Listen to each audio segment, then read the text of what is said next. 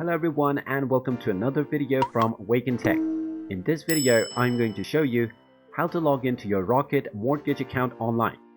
So let's get started right away.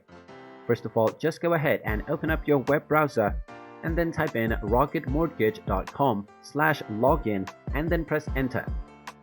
You will now directly be taken into the login page for Rocket Mortgage.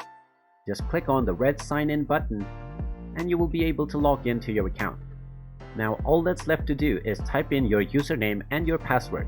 So just go ahead and enter both of these and then simply click on the red sign in button and you will be logged into your account with Rocket Mortgage Online.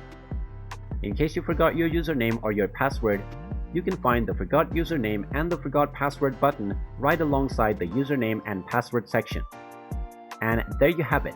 That is how easy it is to log into your account with Rocket Mortgage Online. If you find this video helpful, make sure you hit that like button and subscribe to our channel if you haven't done so already. Also ring that notification bell to never miss another update from us. Thank you for watching and I will see you again in the next video.